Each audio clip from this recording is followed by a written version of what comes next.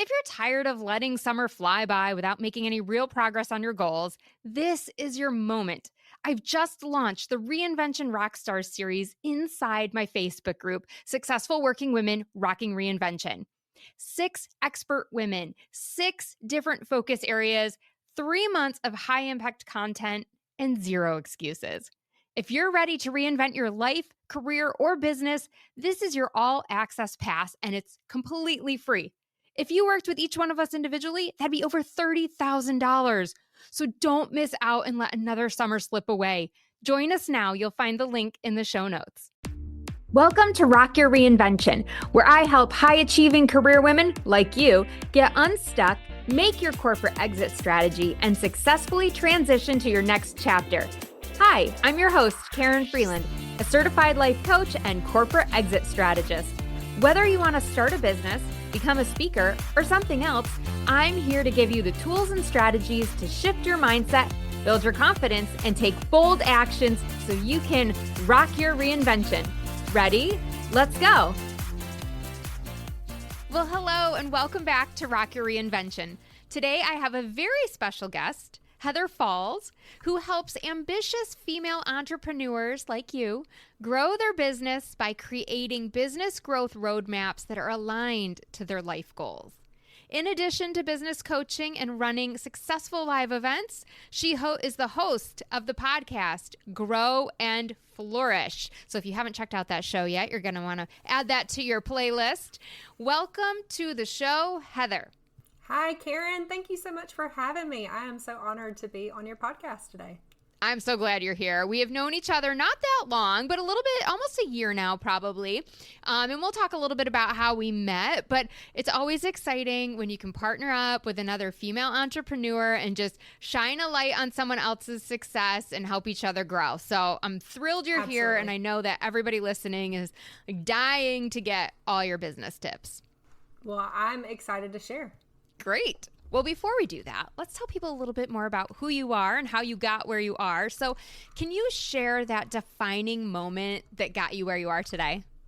Yeah. So back in 2021, it was post-COVID pandemic. I was in my corporate sales and marketing position, also working as a fractional practice manager for a couple of healthcare offices here in town, and my son was 6 months old. We were juggling a family who was watching him while I was working, and we were still on the waiting list to get into the daycares because they were all having lots of major issues during COVID, of course. Yep. And it just came to this point in his journey, but also ours, where I had to decide whether or not we were going to continue to try to look for the right daycare and struggle through these issues, or if I was just going to make this my moment to start my own business. So my husband and I sat down and we talked it over, and he was super encouraging. And he was like, if there's going to be a right time, this is the right time.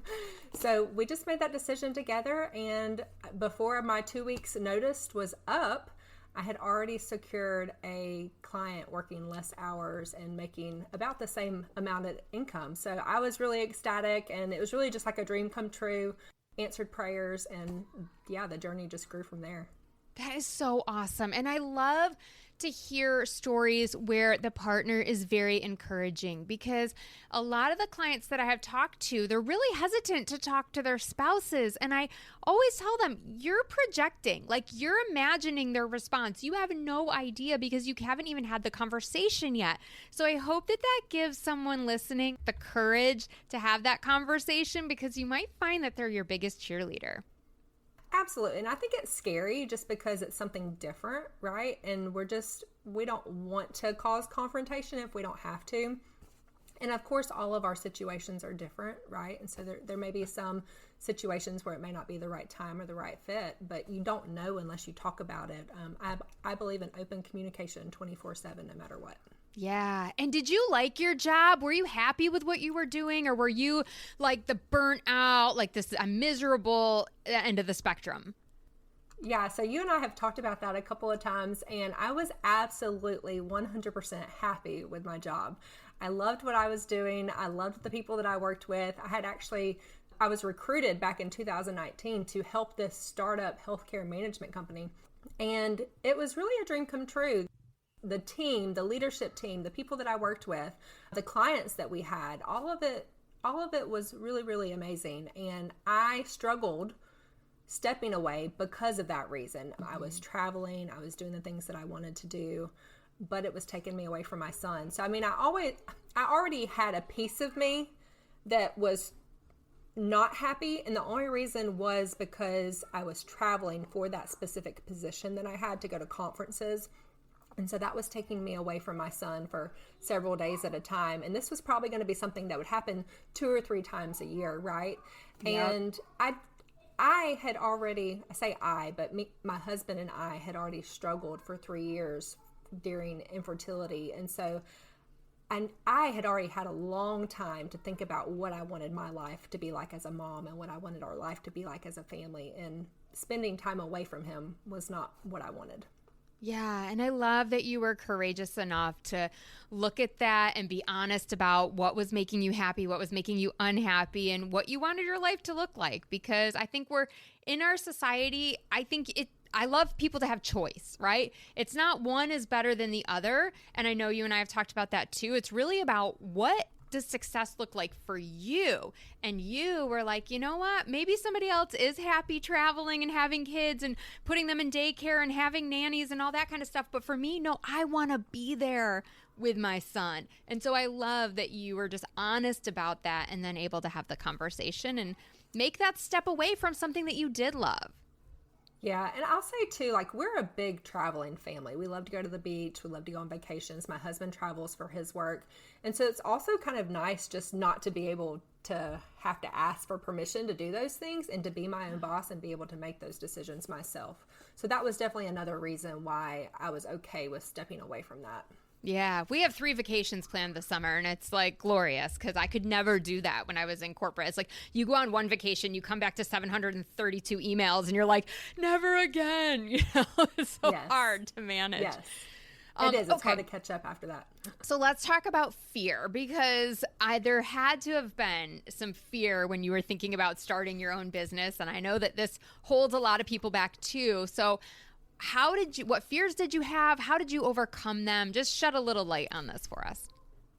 Okay. Well, first of all, I had all the fears, fear of not making enough money, fear of what other people would think, fear of not being good enough, fear of being the mom that couldn't keep up with all the things, fear with not being loud enough or being an expert enough, or just a fear of trying something new and it not working, right? Because I think that's a big piece of what we all fear when we first start is, what if we fail? What if it doesn't work? And really, if somebody were to ask me, how did I overcome those fears? I would just say it was one step at a time. I didn't try to build an empire overnight. I focused on building a strong foundation. I focused on getting clear on what I wanted to do and who I wanted to serve and how I wanted to show up in my business. And then I just surrounded myself with other women who were able to support me, and we were able to grow together. So I think that those are all the things that helped me overcome those fears. Yeah, I love that. And I love that you're so honest about all the fears. I mean, those were a lot, right? But I think if any person who starts a business is really honest, I had every single one of those fears that you just named, every single one of them. And I still have fears. Let me tell you, I have not overcome all of them, right? They're a work in progress, and I just keep facing it one step at a time. Well, and over time, our wins are going to add up and our confidence is going to grow. And eventually the fear is not going to take hold of us anymore. Yeah, it's like we do it anyway, right? Feel the fear and do it anyway. You just don't let it control you, but you got to acknowledge that sometimes it's there, right? Yeah. Yeah. Right. So let's shift some gears here and talk a little bit more about how you're helping your clients and, just some of the great experiences that you've had. So why do you think it's important to have your own definition of success? And then how do you help your clients define that for themselves?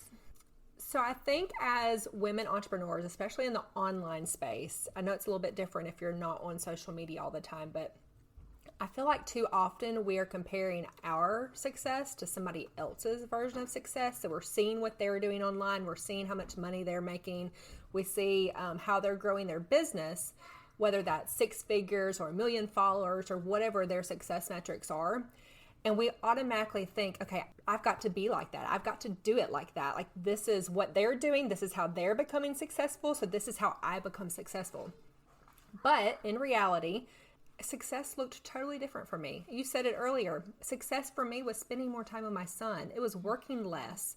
It was having afternoons off, being able to go on vacations whenever I wanted to. My version of success was completely different to a lot of others. And so it was really important for me that I think about what kind of business I wanted in the future, what kind of life I wanted to have in the future, and then just reverse engineer that and say, okay, well, if I want this to happen in 5 years, what do I need to do this year to get me the furthest and to also help me become most successful right now where I'm at without having to compare myself to anybody else?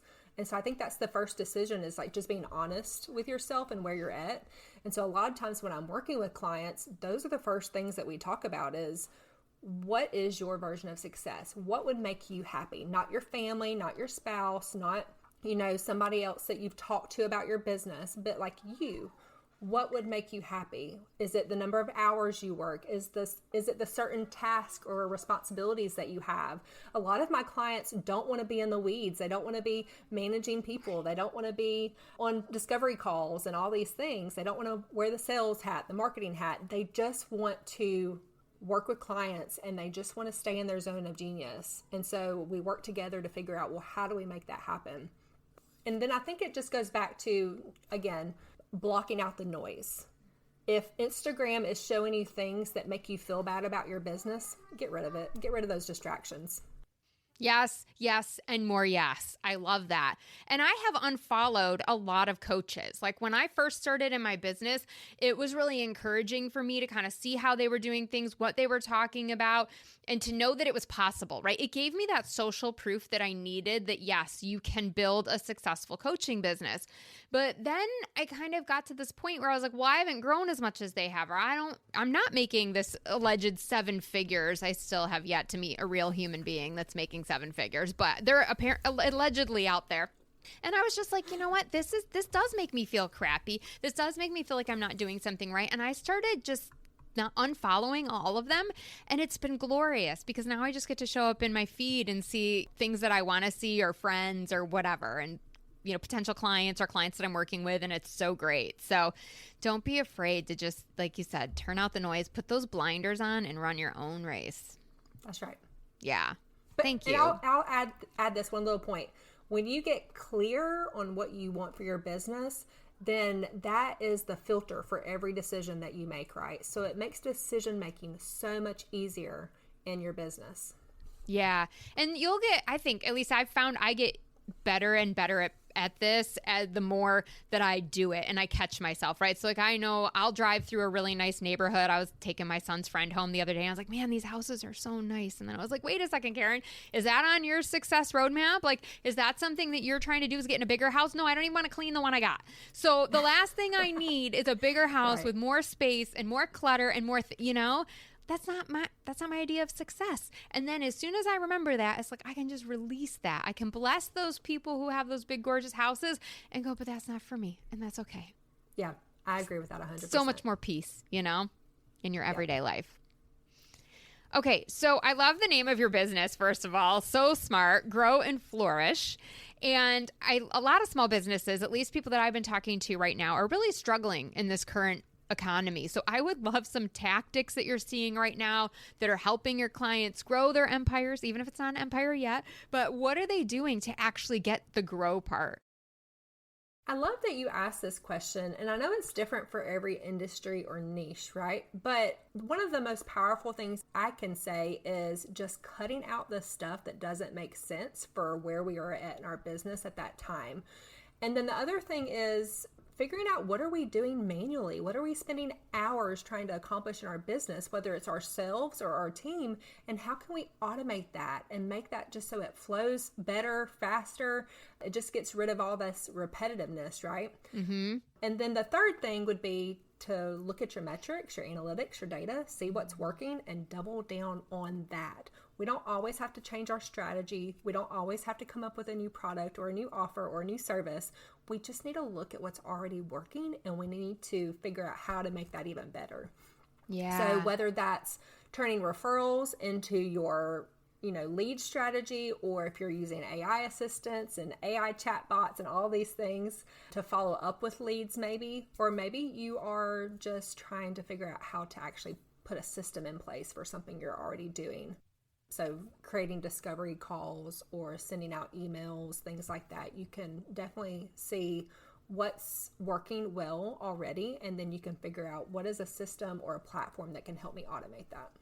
Yeah, like what's actually bringing in the revenue. I think sometimes we get sucked into so many busy tasks, and sometimes it's out of avoidance, right? It's like, oh, I don't want to do the sales piece, but I don't actually have someone else to do the sales piece. But, I'm just going to play with a new lead magnet over here and be working on this thing instead of doing the hard work and doing the personal outreach and inviting people to discovery calls. Absolutely.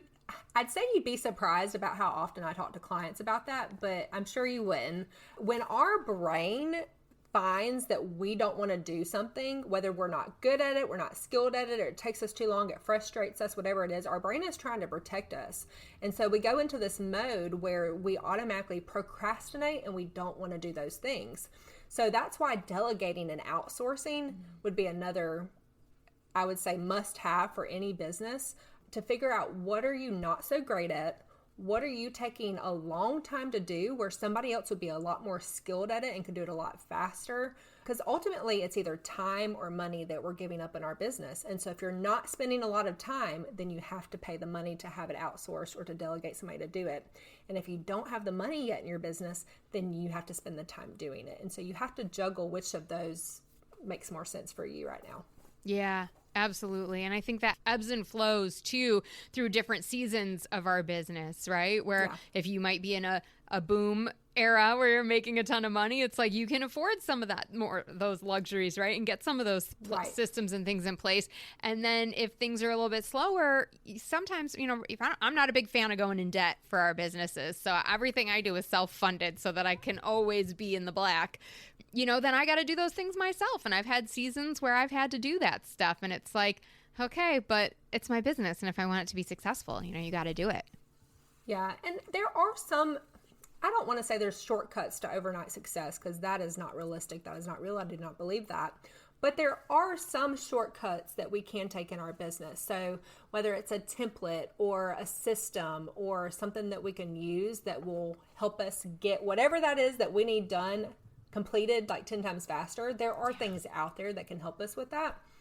So a lot of times when it comes to a conversation that I'm having with my client, they don't know what they don't know. So they could come to me and they could say, Heather, I have these products that I need to sell. I don't have any way to track what the ingredients are, or how do I make sense of it, or how do I see what's costing me more money, or where I'm making money, or if I'm even charging the right price for these products. So in my mind, I'm thinking, okay, well, this is the kind of industry they're in. This is the problem they have. Oh, I know there's this solution that we can look into. It's a platform that helps them keep up and track all these things. Then I can help them put that into place, right? But if they don't know and they don't ask, then they're just going to stay stuck in that situation. And that's one reason why I talk about having a community of other people who are either in your same industry or are problem solvers and can help you figure out solutions to whatever you're facing. But that's huge, because if we just rely on ourselves and we never ask our outside circle, we never use Google, we never use YouTube, we don't try to find the solutions, then we're just going to stay stuck where we're at. And that's not going to serve your business. Yeah, I agree 100%, right? So thank you. Good stuff. I hope everyone is taking notes, because this is critical for your success. And don't be afraid to reach out and ask for help, because we all have those questions. Nobody gets to the top alone. We all have those people in our network that we need to reach out and ask for support. And so there's no shame in it. Absolutely. The biggest shame is not asking. That you can do. Yeah, right? I was about to say, the best thing you can do for your business is ask the questions. Doesn't matter if you feel like they're a stupid question or if it's a hard question. There is no stupid question in business, and there is always somebody who can help you do something. 100%. Okay, so let's just touch a little more on what I like to call life-work harmony. A lot of people call it work-life balance, but I like that life comes first and then work, and then we want it just to be harmonious, because balance sometimes feels like something that's really hard to attain. So How do you help your clients achieve balance for themselves within their business? So the first step is always to ask them, what is it that they want? We talked about this a little earlier on, but what do they want their life to look like in the future? How many hours a day do they want to work? How many trips do they want to travel in a year? Do they want to only work between school drop-off and school pickup? Like, what does this look like to them? And for me, I think the first thing is really thinking about what can you do daily in your business that's not going to drain you? Because ultimately, we all have a certain number of hours or a certain allotted time that we can work on our business. And we have to be able to strategize what we're doing in the time that we have. So when I talk about work-life balance, which I like to say that just because that's a more common phrase, but I don't think balance has to be an even scale, right? I believe that, like you said, life should work for us, and then our business should fill in around it, and our business should support our life. We only have one life. Who wants to work 24/7 and like hustle harder and never have room to breathe just to come out the end and not be happy? Like, that's not worth it, right? I don't want that. You don't want that. I'm sure both of our listeners don't want that. And so it's, how do we create a business that's not draining? So for me, I don't want to work weekends. I don't want to work evenings. I want a flexible schedule. I want to be able to be aligned daily with what my family needs, what my son needs, what I need as far as like rest and relaxation and mental breaks, right? And so what kind of systems can I put into place that give me that freedom, that time freedom that I'm craving? I want my business to run, and I want my clients' businesses to run without them so that they can step away and their business keeps growing. That is my goal for both my Grow and Flourish co-community and for my strategy clients on the Heather Falls side. We focus on simplifying, prioritizing, and protecting the time that you have. Yep. So important. And I think too many people don't take the time at the beginning of setting out their business to really think through what they want that to look like. They're just automatically like, what am I going to sell? What is my business? What's my revenue model? That's all well and good.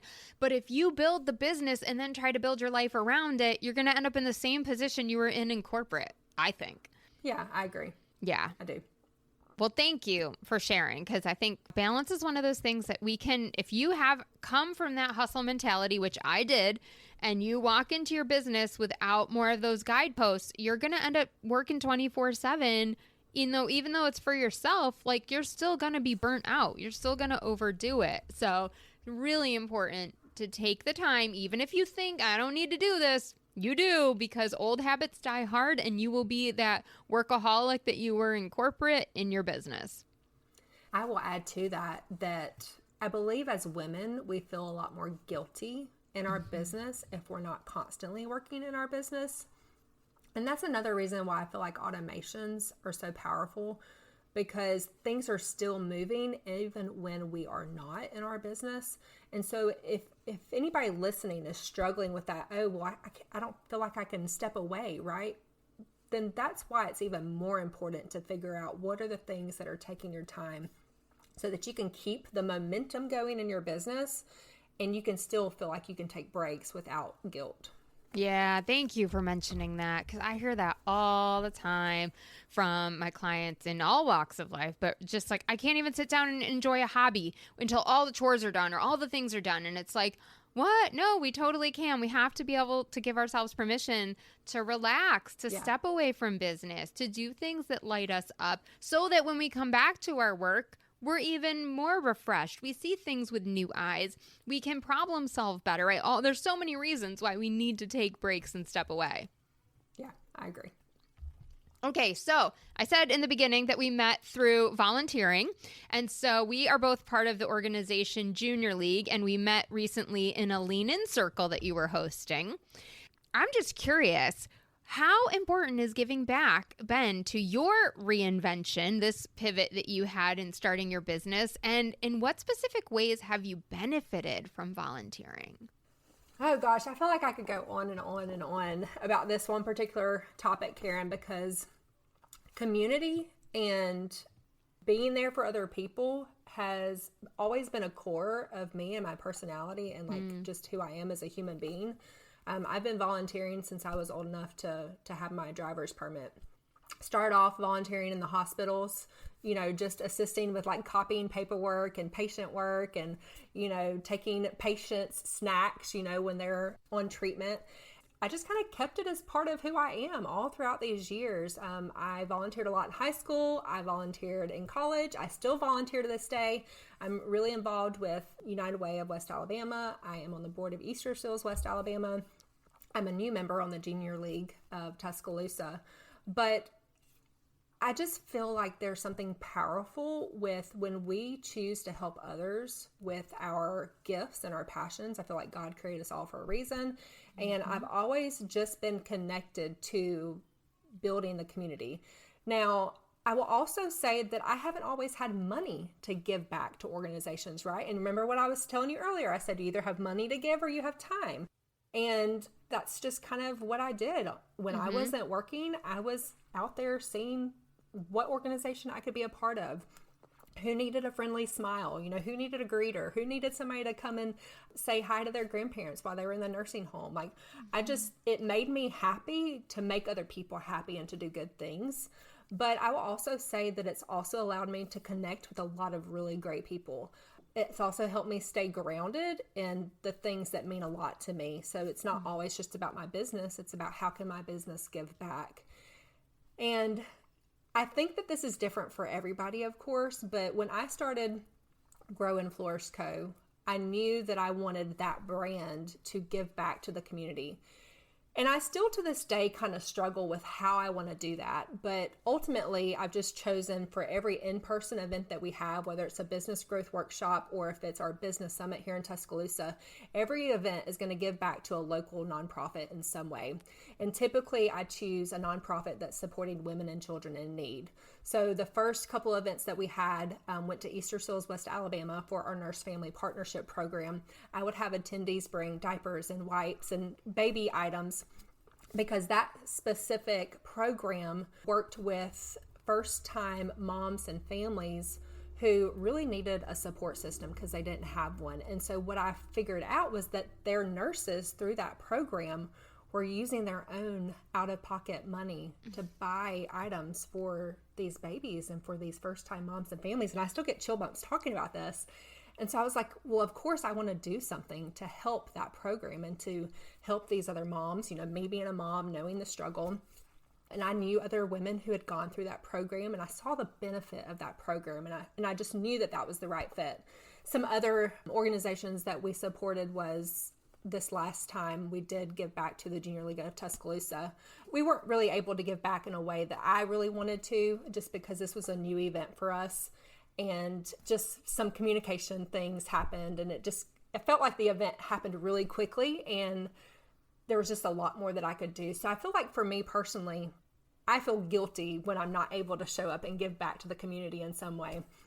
But I think it helps you grow your network. It helps you just remind you that there's more to life than, just working all the time, and that there's other people who could use your friendly smile or just a reason for you to say hello and for you to step in and say, how can I help you in some way? It's about who you are, who you're becoming, and how you're helping others. Oh, that's so beautiful. I love that.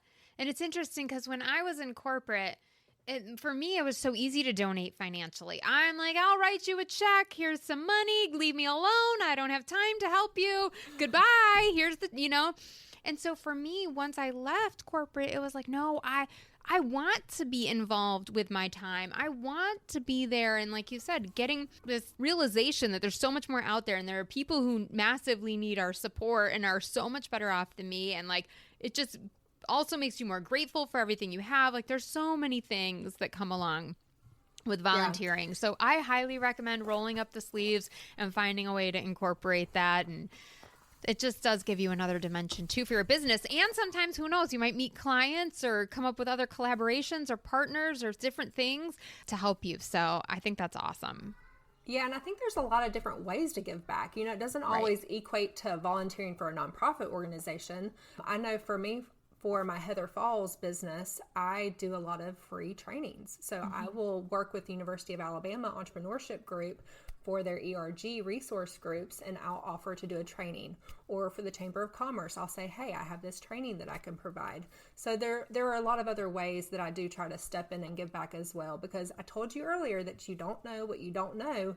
And business owners, every single type of entrepreneur or business owner needs a mentor, somebody who's been there, somebody who knows just 10% more than what they do. Yeah. And so I think that that's really important too. So if you're listening and you're a service-based business, or if you're just an individual who's got a certain set of skills, there's all kinds of ways you can get involved and give back. Yeah, 100%. Oh, Heather, I could talk to you all day. Okay, time for the signature question. If you could say one thing to the woman who knows she wants to reinvent but doesn't know how to get started, what would you say?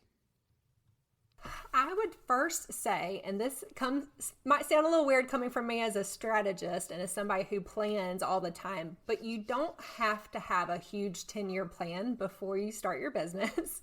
You just need clarity on what you really, really are great at and what you really, really love to do. And as you work with those individuals, then you can figure out if things need to shift or if there's something different that needs to take place. But it starts with you making a decision that you want to do something differently. So, you don't have to have all the steps figured out yet. You can find a mentor or somebody who can help you figure that out, right? But you do have to know, A, are you happy with where you're at right now in your life? Or B, is there somewhere that you would rather be, something that you would rather be doing? And then you've just got to make that choice to shift and to make that change.